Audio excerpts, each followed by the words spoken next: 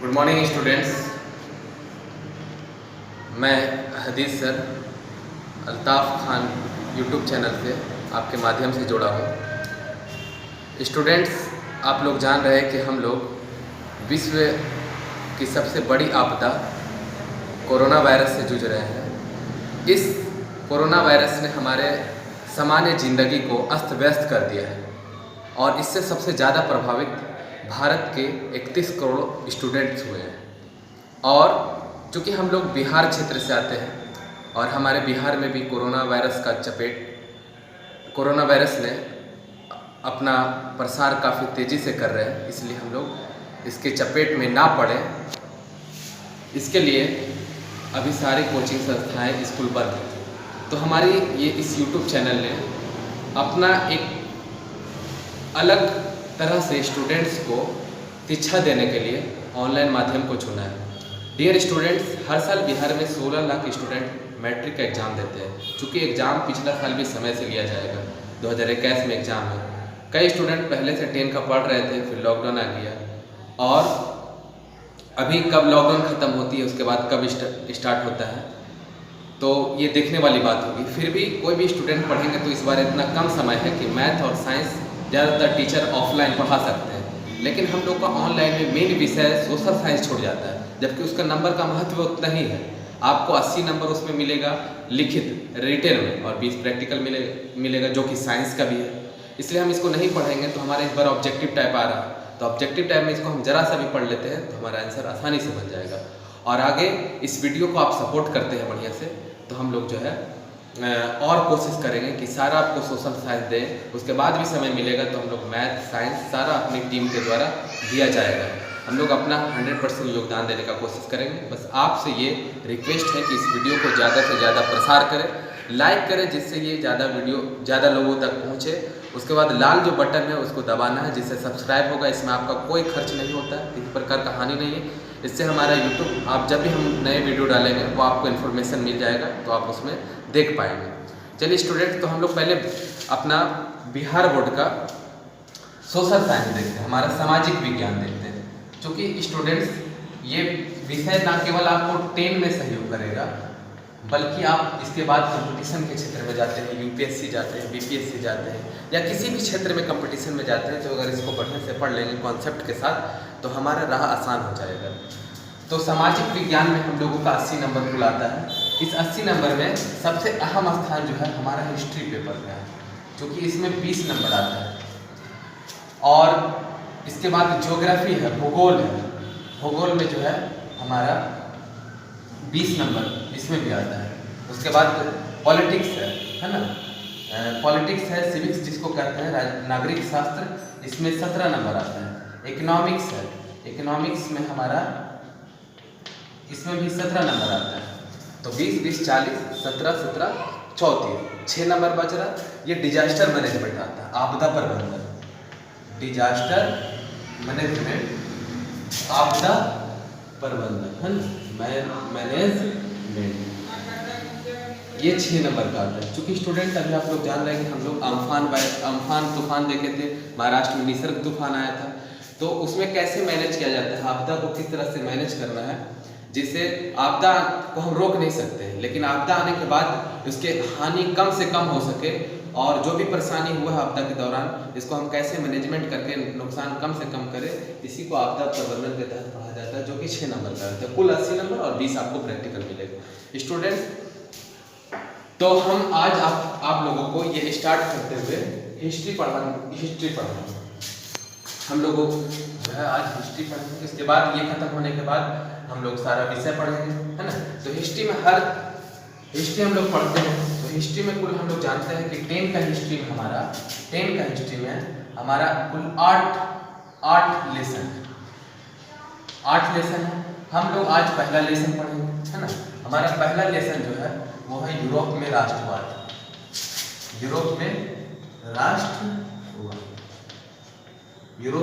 राष्ट्रवाद। मैं अपने इस चैनल में पढ़ाने का तरीका बता देता हूँ कि पहले इस चैप्टर को मैं पूरा कॉन्सेप्चुअल ढंग से, आपका एग्जाम जो 10 में आने वाला है उसके आधार पर भी, उसके अलावा कॉन्सेप्ट बने, बाद में फ्यूचर में आप BA करें, इससे MA करें या IA करें तो उसमें भी आपको हिस्ट्री काम में आ जाएगा, उस बेसिस पर हम लोग पढ़ाते हैं। तो चलिए पहले यूरोप में हम लोग राष्ट्रवाद देखते हैं। डियर स्टूडेंट्स,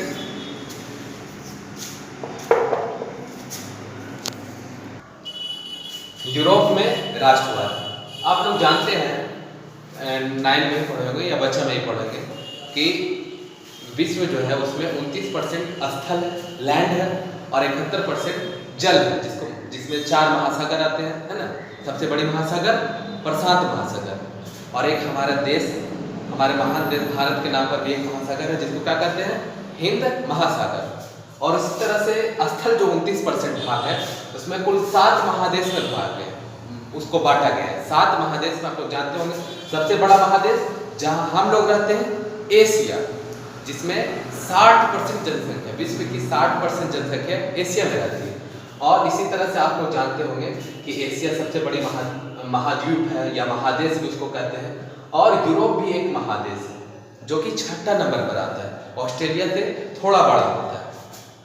एशिया के बाद कौन बड़ा है, अफ्रीका, अफ्रीका के बाद उत्तरी अमेरिका, उत्तरी अमेरिका के बाद दक्षिणी अमेरिका, दक्षिणी अमेरिका के बाद जो है वो अंटार्कटिका, अंटार्कटिका के बाद ऑस्ट्रेलिया, और ऑस्ट्रेलिया के बाद अंटार्कटिका के बाद यूरोप, और यूरोप के बाद लास्ट ऑस्ट्रेलिया।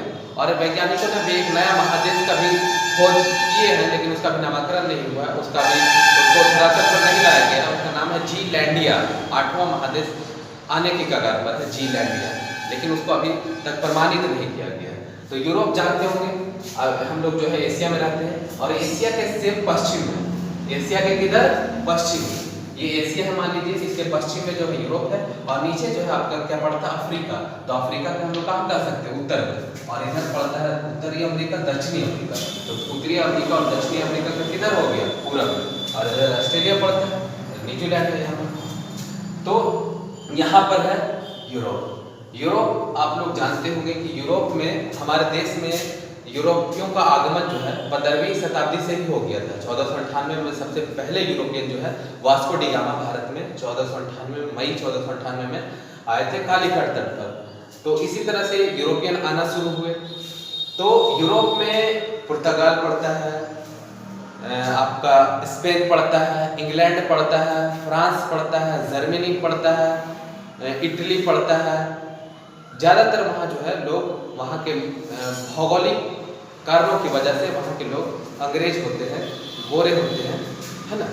तो हम लोग यूरोप में राष्ट्रवाद पढ़ेंगे। तो सबसे पहले जब दुनिया अस्तित्व में आई, दुनिया का जब अस्तित्व हुआ तो यूरोप और एशिया में ही मानव ने एक बेहतरीन सभ्यता का निर्माण किया। आप लोग जानते होंगे कि हम लोग का भारत में भी था सिंधु घाटी सभ्यता, है ना। यहाँ इराक में मेसोपोटामिया की सभ्यता, जिसको सुमेरियन की सभ्यता भी कहते हैं। अफ्रीका में जो है मिस्र की सभ्यता थी। इसी तरह से यूरोप में भी सभ्यता बढ़े। बाकी अमेरिका की खोज तो बाद में होगी। आप लोग जानते होंगे कि अमेरिका का खोज किसने की, कोलंबस ने की। उन्होंने वहाँ पश्चिमी द्वीप समूह और लैटिन अमेरिका की खोज की। फिर एक अमेरिगो वेस्पुसी, आप 9 में पढ़े होंगे, उन्हीं के नाम पर जो है अमेरिका का नाम पड़ा। तो डियर स्टूडेंट्स, यूरोप में हम लोग पढ़ते हैं कि यूरोप में राष्ट्रवाद कैसे फैला। तो यूरोप के बारे में तो पहले हम लोग जानते हैं राष्ट्रवाद क्या होता है। तो राष्ट्रवाद का मतलब होता है, आपको जब भी वाद आ जाए, जहाँ पर भी हिंदी में आप लोग देखेंगे वाद, तो वाद का मतलब हो जाता है उससे लगाव। तो राष्ट्रवाद यानी राष्ट्र से लगाव। चूंकि आप लोग जानते होंगे कि राष्ट्रवाद जो है ये 18वीं सदी की, 18वीं सदी का मतलब क्या होता है, 18वीं सदी का मतलब होता है 1700 से लेकर के 1799, इसको क्या बोलेंगे, 18वीं सदी, है ना। जैसे अभी क्या चल रही है, 21वीं सदी चल रही है 2020, तो हम लोग 20वीं सदी नहीं बोल रहे, उसको 21वीं सदी बोल रहे हैं। इसी तरह 18वीं सदी को क्या बोला, 18वीं सदी का मतलब क्या होता है, 1700 से लेकर 1799। जब जैसे ही 1800 आ जाएगा तो वो कौन हो जाएगा, 19वीं सदी हो जाता है, ठीक है। तो इसी समय जो है राष्ट्रवाद की धारणा दुनिया के सामने आई। पहले राष्ट्र नहीं होता था, पहले कोई एक राजा कोई क्षेत्र में होता था, आदमी का जो जिम्मेदारी होता था, जो प्रजा होता था, उसका जिम्मेदारी, उसका वफादारी राजा के प्रति होता था, राजतंत्र के प्रति होता था, देश नहीं। कोई भी सेना जो है अपने राजा को बचाने के लिए लड़ती थी, देश को बचाने के लिए नहीं, देश की कोई अवधारणा ही नहीं थी, देश का कोई कॉन्सेप्ट ही नहीं था। ये कॉन्सेप्ट जो है 18वीं सदी में यूरोप में सबसे पहले आई और यूरोप में ही राष्ट्रवाद सबसे पहले दुनिया में आया। उसके बाद जो है राष्ट्रवाद का फैलाव धीरे धीरे दुनिया में हुआ और इसी तरह से भारत का भी निर्माण हुआ राष्ट्रवाद की वजह से। भारत में भी जो है जिस समय अंग्रेज नहीं आए थे उस समय भारत में भी कोई राष्ट्र की कल्पना नहीं थी। मुगलिय सल्तनत था या और भी सल्तनत था, तो उसकी प्रजा जो है उस राजा के प्रति निष्ठावान रहती थी, वफादार रहती थी। राष्ट्र का कोई संकल्प नहीं था। आप लोग जानते होंगे कि हमारे ही देश में यहाँ का राजा इस राजा से लड़ती थी, बिहार का राजा बंगाल के राजा से लड़ रही, बंगाल का इससे उससे, आप लोग देखते होंगे। तो उस समय कोई राष्ट्र नहीं था, इसलिए आपस में लड़ाई होते रहता होगा। अभी आप लोग देखते होंगे कि ममता बनर्जी में और नीतीश कुमार में लड़ाई होता है, नहीं, अब एक राष्ट्र हो चुका है। तो राष्ट्र की अवधारणा जो है वो सबसे पहले यूरोप में आई 18वीं सदी में। तो कैसे आई, इस चैप्टर में हम लोग को पढ़ना है यूरोप में जो राष्ट्रवाद आई वो कैसे आई, है ना दोस्तों। तो पहले तो हम जानते हैं राष्ट्रवाद मतलब होता है राष्ट्र से लगाव, हमारी सारी जिम्मेदारी राष्ट्र के प्रति है। जैसे कि अभी हम लोग जानते होंगे कि हमारी जिम्मेदारी सरकार के प्रति नहीं होती है। अगर 5 साल में सरकार बदलती है, आज मोदी गवर्नमेंट है, किसी और की गवर्नमेंट आ जाएगी, तो हम लोग सरकार के प्रति वफादार नहीं रहते हैं। सरकार को हम लोग चुनते हैं अपने सेवा के लिए, लेकिन हमें वफादार किसके प्रति रहना पड़ता है, राष्ट्र के प्रति। और राष्ट्र कौन है, हमारा भारत। तो इसी तरह से राष्ट्रवाद की अवधारणा जो आई, तो उसमें राष्ट्रवाद ये नई आधुनिक राष्ट्रवाद एक नई आधुनिक जो है आधुनिक राष्ट्रीय चेतना है। राष्ट्रीय चेतना यानी जागरूकता है। पहले राष्ट्र कुछ नहीं था, ये नया पॉलिटिकल जो सिस्टम आया, पहले राजतंत्र होता था, सैनिक तंत्र चला, तो ये नया सिस्टम है राष्ट्रवाद का। अब जो है राष्ट्रवाद के बारे में हम लोग देखते हैं। सबसे पहले हम लोग जानते हैं कि राष्ट्रवाद कहां से आया। राष्ट्र आप लोग जानते होंगे, 9 में पढ़े होंगे, 1789 में फ्रांस में क्रांति हुई। काफी फेमस क्रांति है फ्रांस की क्रांति। इस क्रांति से पहले फ्रांस में लुई 16वां राज कर रहे थे और वहां वो भी एक पूरा फ्रांस पर कब्जा किए हुए थे। लेकिन वहाँ राष्ट्र ही मान रहे थे, लेकिन एक ही राष्ट्र में 400 से 500 तरह का कानून था, कोई एक रूपता नहीं था।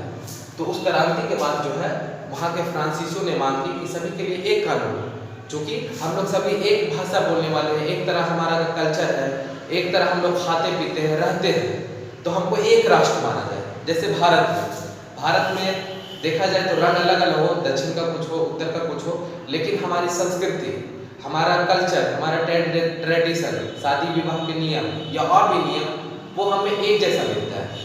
तो वो जहाँ एक जैसा मिलता है वो लोग एक राष्ट्र की मांग करते हैं। जैसे पाकिस्तान वालों ने बोले कि हम उर्दू बोलने वाले हैं, हमें एक राष्ट्र दे दिया जाए। भारत में थे तो भारत में हिंदू की भी कई संस्कृति है जो मुसलमानों में मिलती है, मुसलमानों की जो संस्कृति है वो हिंदू में मिलती है। यानी हम लोग में एक रूपता थी संस्कृति के बिना पर, भाषा के बिना पर। जो हिंदू भाषा बोलते हैं, मुस्लिम भाषा बोलते हैं, तो ये संस्कृति जो एक रूपता थी, तो हम लोग बोले कि हम लोग एक भारत में रहेंगे और हमारा भारत क्या होगा, धर्मनिरपेक्ष। तो राष्ट्र बनता है लोगों से, ऐसे लोगों से जो एक तरह की संस्कृति, कल्चर से एक दूसरे से, भाषा से, संस्कृति से एक दूसरे से जुड़े रहते हैं, उससे राष्ट्र बनता है। तो ये जब फ्रांस की क्रांति आई, तो फ्रांस की क्रांति ने राजतंत्र को बहुत बड़ा झटका दिया।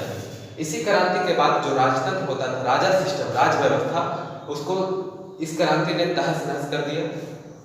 और दुनिया में सबसे पहली बार इक्वलिटी,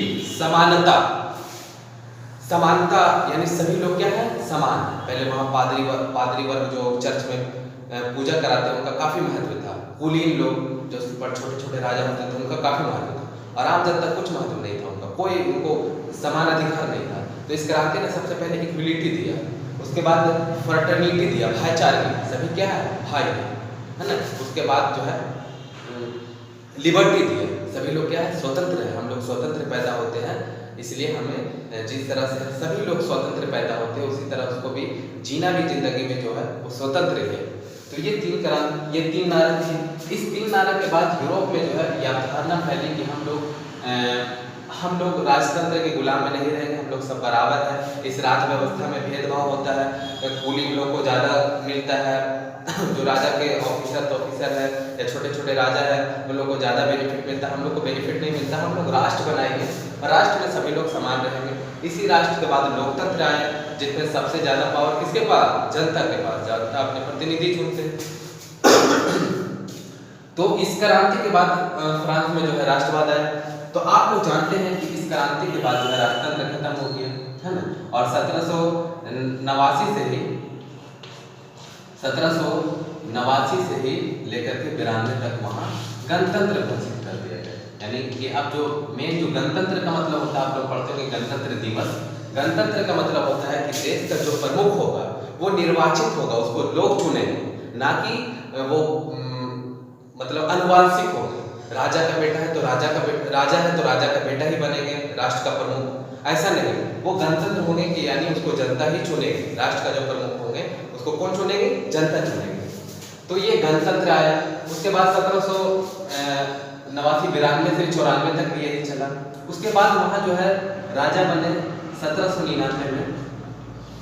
राजा नहीं, वहाँ का सर्वोच्च सत्ता जो है आ गया नेपोलियन के पास। किसके पास आ गया?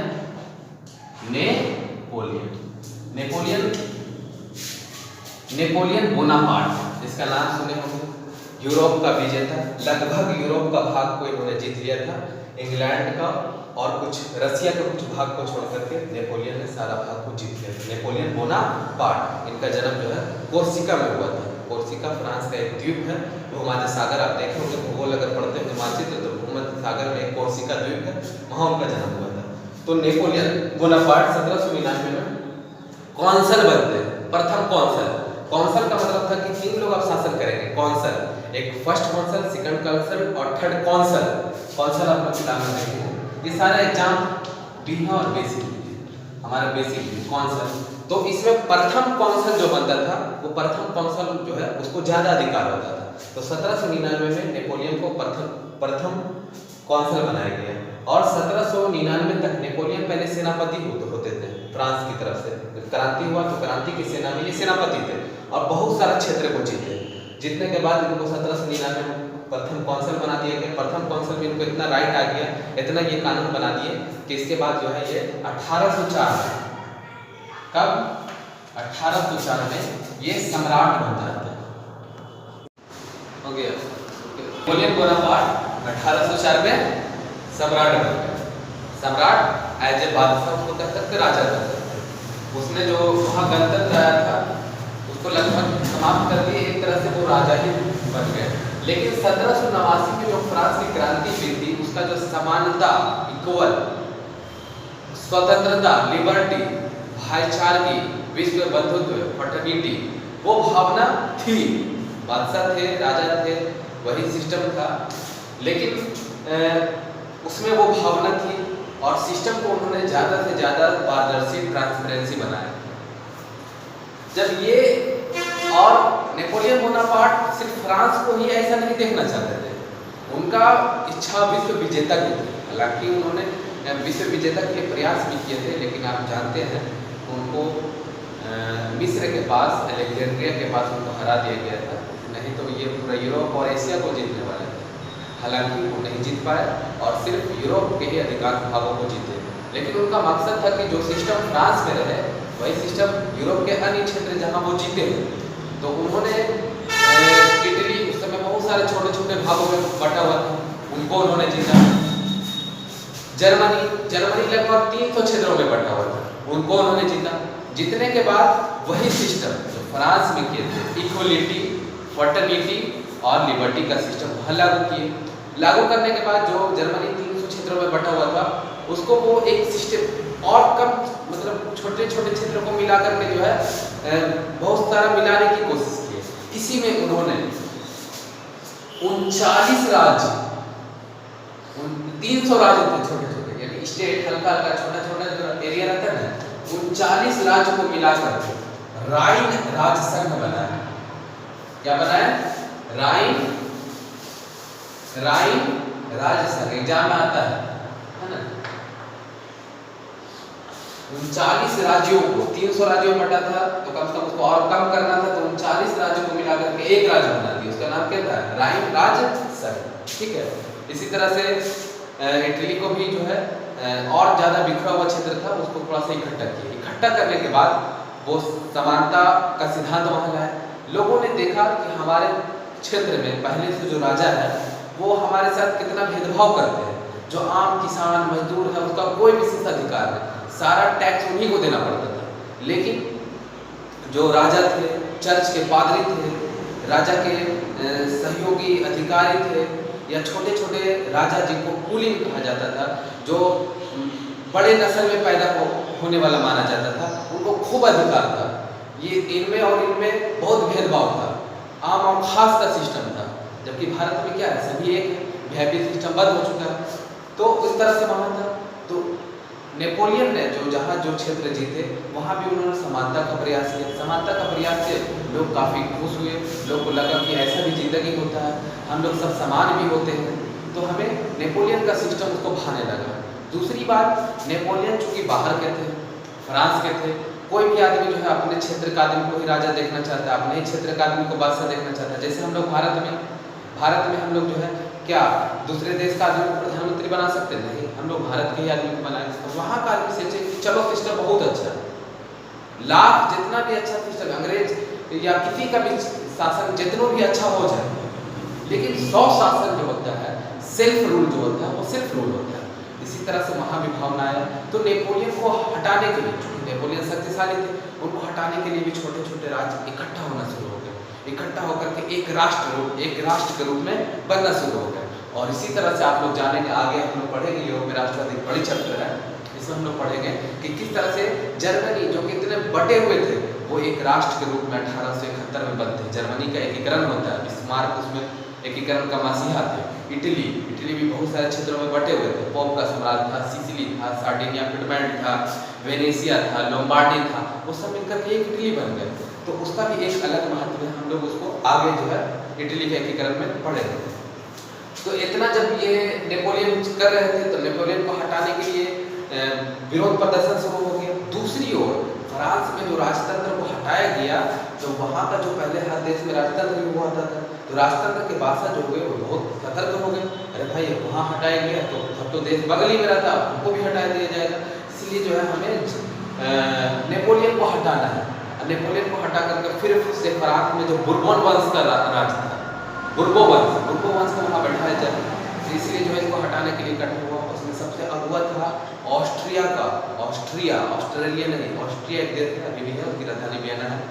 ऑस्ट्रिया का चांसलर, अभी प्रधानमंत्री जैसे होते हैं ना भारत में, यूरोप में जो प्रधानमंत्री को चांसलर कहते हैं, तो चांसलर जैसे जर्मनी की चांसलर कौन है, जर्मनी मार्केल है।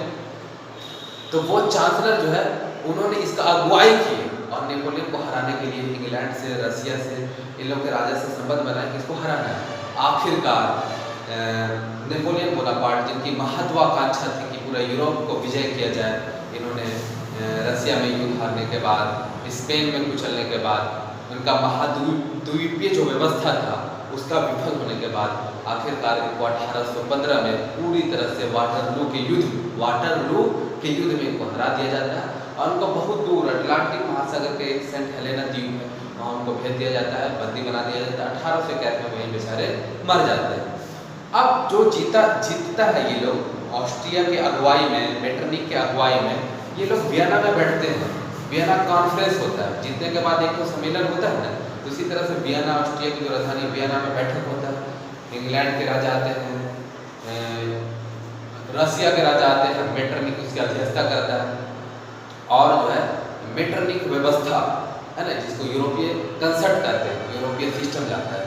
यूरोपीय सिस्टम में लाने के बाद जो है लेकिन यहाँ पर एक खासियत है, आप लोग जानते होंगे कि 9 में भी पढ़े थे कि प्रथम विश्व युद्ध होने के बाद जो है वर्साई की संधि हुई थी, जिसमें जर्मनी को पूरी तरह से कुचल दिया गया था। उसके साथ एक अपमानजनक संधि किया गया था। लेकिन 1815 में जो वियना की कांग्रेस हुई, वियना की जो संधि हुई, इसमें फ्रांस के साथ कोई किसी तरह का कोई भेदभाव नहीं किया गया। वियना में जो कांग्रेस हुआ, उन्होंने फ्रांस को दुश्मन नहीं माना, बल्कि उन्होंने जो क्रांतिकारी थे या जो नेपोलियन थे उनको दुश्मन माने और फ्रांस के साथ किसी तरह की कोई अपमानजनक संधि नहीं की। हालांकि उन्होंने जो है फ्रांस को चारों तरफ से घेरना शुरू किए, अब उसके उत्तर क्षेत्र में बेल्जियम बना दिए, यानी हर तरह से फ्रांस को घेर करके उसको कमजोर करने का कोशिश जरूर की, ताकि फ्रांस में क्रांति होता था तो पूरा यूरोप में फैल जाता था। मेटरनी का खुद कहना था कि फ्रांस जब छींकती है तो सारा यूरोप को सर्दी जुकाम हो जाता है। इसी तरह से इन्होंने फ्रांस को बांधने की कोशिश की, हालांकि एक बार जो क्रांति की मसाल जल जाती है वो मसाल कहीं रुकने वाली होती है, नहीं रुकी। नहीं रुकने के बाद चूंकि नेपोलियन ये मेटरनी जो सिस्टम बनाए वहाँ फ्रांस में नए राजा बना दिए, लुई 18वां को बना दिए। किसको राजा बना दिए? लुई 18वां। ये भी किसके वंश के थे? बुर्बो वंश का ही थे। लुई 18वां को बना दिए। लुई 18वां बेचारा शासन चलाते रहे, लेकिन इन्होंने एक अपना प्रधानमंत्री बनाया पोलिग्नैक को। पोलिग्नैक को जो प्रधानमंत्री बनाया, पोलिग्नैक को, ये पोलिग्नैक जो है इसमें भी ये थोड़ा ज्यादा प्रतिक्रियावादी थे। ये भी चाहते थे राजतंत्र की, ज्यादा घोर राजतंत्र चाहते थे। इससे जो है वहाँ की जनता में जो है थोड़ा सा वहाँ की जनता में जो स्वतंत्रता की भावना जो पहले जग चुकी थी वो इनसे नाराज होना शुरू हो गई, और नाराज होने के बाद जो है 1830 में फ्रांस की क्या हो गया? फिर से क्रांति। फ्रांस में 1830 की फिर से क्रांति हो गई। अब क्रांति होने के बाद जो है बेचारे लुई 18वां को हटना पड़ा गद्दी से, और गद्दी से हटाने के बाद जो है बुर्बो वंश समाप्त हो गया, और बुर्बो वंश की जगह से वहाँ पर आर्लियंस, कौन वंश?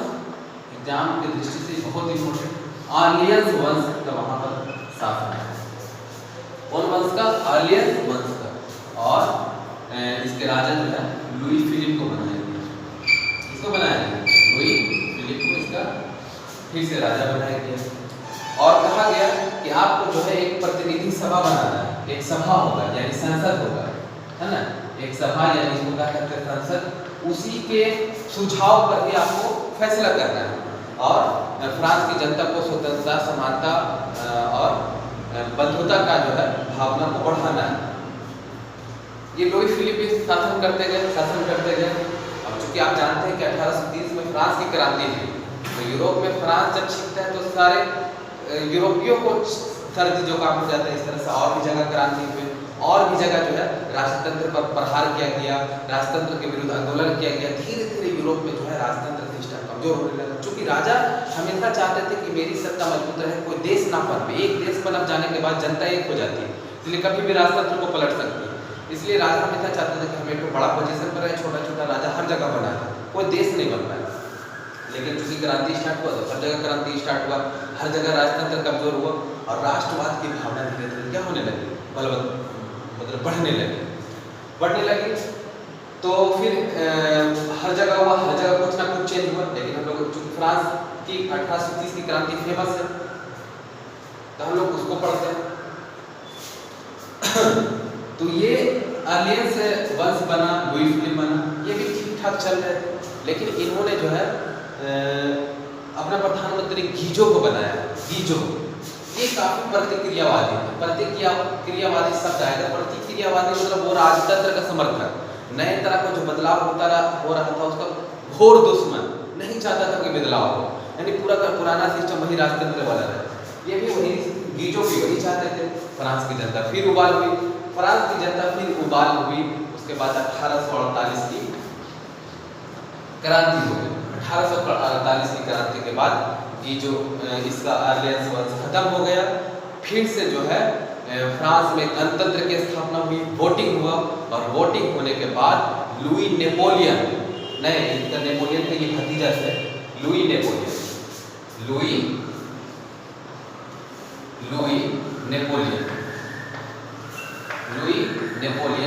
कि नेपोलियन तृतीय के नाम से, लुई नेपोलियन जो कि नेपोलियन तृतीय के नाम से अपना राजा चलाया। और इन्होंने जनता लोग इन्होंने चुने थे, लेकिन इन्होंने भी आगे चल करके 1852 में खुद को क्या कर दिया? सम्राट कर दिया। क्योंकि कोई नया बदलाव होने वाला है तो नया बदलाव में समय लगता है, इसीलिए अभी पूरी तरह से लोकतंत्र, पूरी तरह से राष्ट्रवाद आने में धीरे धीरे समय लग रहा था। लेकिन राष्ट्रवाद का फैलाव रुकने का नाम ही नहीं ले रहा था, चाहे जितना भी जो है कोशिश किया जाए। इसी दरमियान ये क्रांति, चूंकि फिर हम बात करते हैं कि जब फ्रांस में क्रांति हुई तो सारा यूरोप में क्रांति हुआ। सारा यूरोप में क्रांति होने के बाद जो सबसे घोर विरोधी था बदलाव का, कौन, इनके बारे में हम पढ़ रहे थे, मेटरनिक, जो कि 1815 से कोशिश कर रहे थे कि रुक जाए। अंत में बेचारे 1815 से 1848 तक की इनका युग जो है, इसका दौर, ये पूरा कोशिश करते रहे नहीं चेंज आए। इसी को दौर को 1815 से 1848 के दौर को मेटरनिक युग कहा जाता है। दौर, मेटरनिक का जमाना। इनका भी बेचारे का पतन हो गया। इनकी जनता ने, छात्र ने इन पर आंदोलन कर दिए। इनको लास्ट में इंग्लैंड भागना पड़ा और इस तरह से 1848 की क्रांति जो है एक नया बदलाव लेकर के आया, है ना। तो इस क्रांति के बाद फिर हम लोग जो है पढ़ते हैं कि जर्मनी में किस तरह का एकीकरण हुआ, धीरे धीरे 1871 में पूर्ण हो गया। इटली में फिर एकीकरण आया। फिर यूनान, जो कि प्राचीन ज्ञान का भंडार वाला देश था, उन्होंने कैसे आज़ादी पाई। तो ये सारा विषय जो है हम लोग अगला नेक्स्ट इसका क्लास में पढ़ेंगे। उसके बाद ये यूरोप में राष्ट्रवाद क्या हो जाएगा, खत्म हो जाएगा। और आपको ये चीज़ याद रखना है कि 1829 में क्रांति हुई थी। लुई जो 18वें को बनाया गया था, लुई 18वां, ये 1824 में मर गए थे, है ना। 1824 में मर गए थे। इसके बाद चार्ल्स टेन बने थे, शासक कौन बने थे, चार्ल्स दसम भी शासक थे। चार्ल्स दसम भी शासक थे। ये भी जो है उसी तरह का सिस्टम चला रहे थे, जिसके कारण वहाँ क्रांति हुआ था। चूँकि स्टूडेंट्स, अब एक यूरोप में राष्ट्रवाद का एक और हमारा वीडियो बच गया है। हम लोग जो है पूरा प्रयास करेंगे अपनी तरफ से 100% आपको इस लॉकडाउन में पूरा का पूरा सुविधा दे, ताकि किसी प्रकार का जो दुख आया है उस दुख को हम लोग कमी करने का कोशिश ऑनलाइन के माध्यम से करें। लेकिन इसमें आप लोग का सहयोग चाहिए स्टूडेंट। आप लोग सब्सक्राइब करें, दोस्तों के बीच शेयर करें, सभी को बताएं। चूँकि हम लोग, मैं हदीद खान 2016 से जो है 10th का विषय पढ़ा रहा हूँ। कई मेरे स्टूडेंट्स हैं, मेरे अपने जो स्टूडेंट देख रहे हैं उनसे भी रिक्वेस्ट करता हूँ कि वो मेरा वीडियो को प्रसार करें।